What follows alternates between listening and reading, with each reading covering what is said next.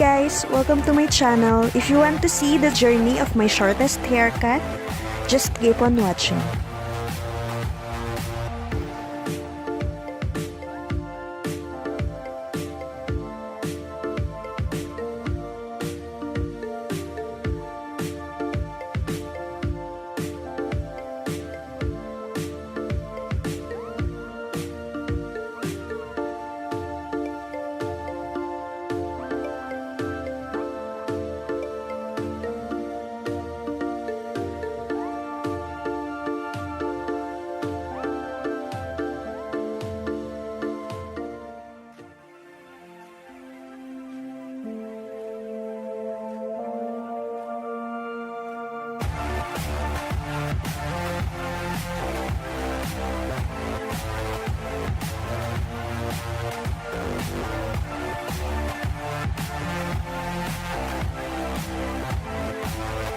This is the result of my haircut.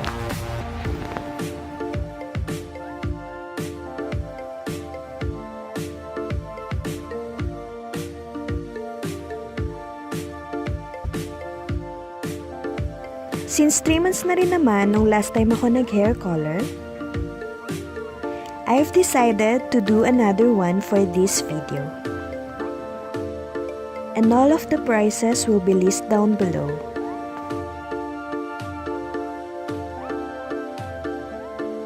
First, you will need a plastic bowl, a twin-headed comb,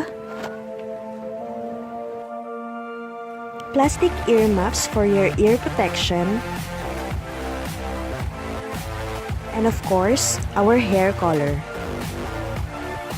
You will also need a 12% oxidizing lotion. And since malaki yung nabili ko, binigyan ako sa counter ng maliit na bottle. Kasi the portion of this product is 1 tube is equal to 2 mini bottles of oxidizing lotion. And then just mix the product.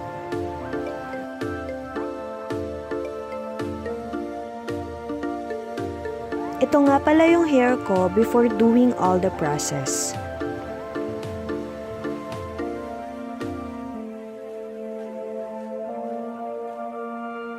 Let's now start applying the product to our hair.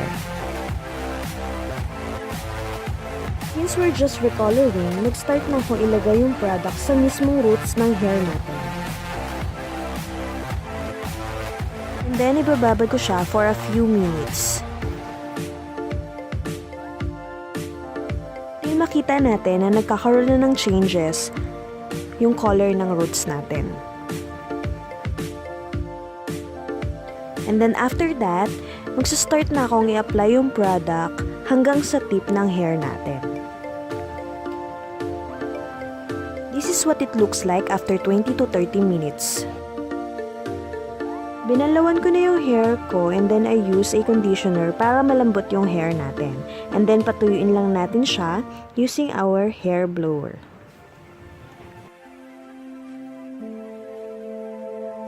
And we're done!